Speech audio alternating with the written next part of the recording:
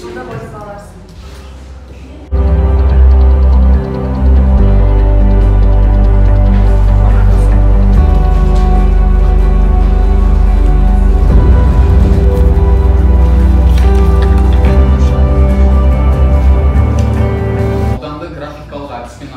Анықтаудың салыстырмалы қателігі 1/500 бен 1/1000-ға тең. Тез алыну үшін 3 бұрыш ең оңай болып табылады. Оны сызған кезде биіктігі мен табанын тең қылып сызсақ есеп шығаруымыз оңай болады. Және оны есеп алған кезде бір рет емес 2 рет алған жөн. Сол кезде біздің салыстырмалы қателігіміз шығады. Және оны 2 түрлі жауап шықса, оны ортаңғы мәнін алған кезімізде бізде ортақ мәні шығады. Сол мәнді біз жауап ретінде аламыз.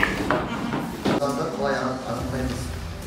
Механикалық әдіспен ауданды арнайы аспаппен планиметрмен анықтаймыз. Механикалық әдіспен, яғни планиметр аспабымен өлшеп жүргізіп,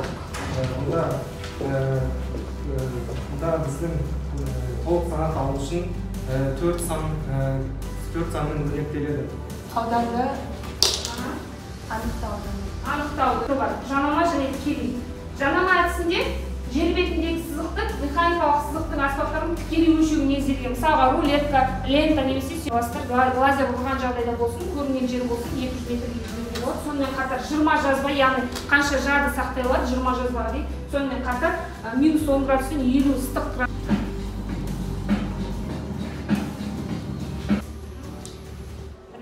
Таңдаңыз.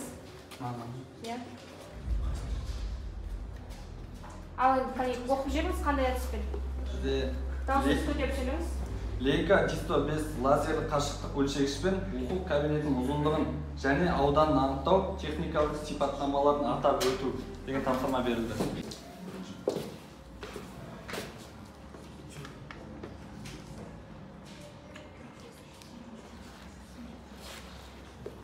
Орта ашып, қаттырақ сөйлеңіз, даусыңыз естілсін. Бізге сызықтың ұзындығын жанама өлшеудегі аспаптармен, атап айтқанда жіптік қашықтық өлшеуіштің көмегімен ұзындықты анықтау түсіріс процесін көрсету.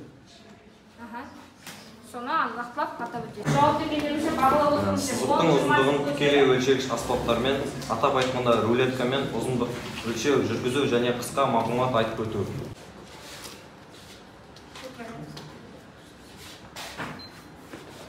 Барлығы өте оңай және әр тез болады. Бізде осы екі нүктенің арасын өлшедім және Механикалық аспаптармен өлшеуге тікелей негізделген және де рулеткалар орташа дәлдікте есептелінеді. Бұл болаттан жасалынады, темірден жасалынады, ал бізде бұл жерде ленточный пластиктан жасалынған. Бұлардың дәлдіктері орташа болады.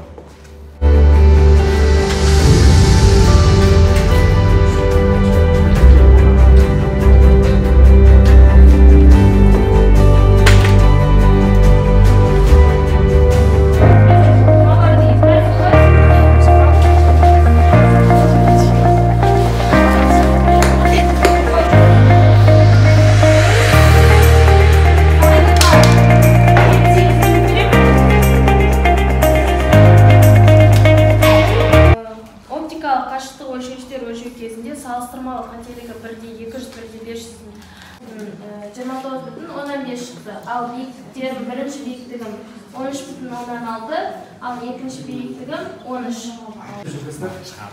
Кез келген концерт алып, 3 рет, 1-3 рет планиметр аспабымен айналып жүргізіп, өзіміздің шартты сандарымызды тауып аламыз. Сабаққа қатысуды өте жақсы деп бағалаймын. Және өзіме 90 балл қойдым.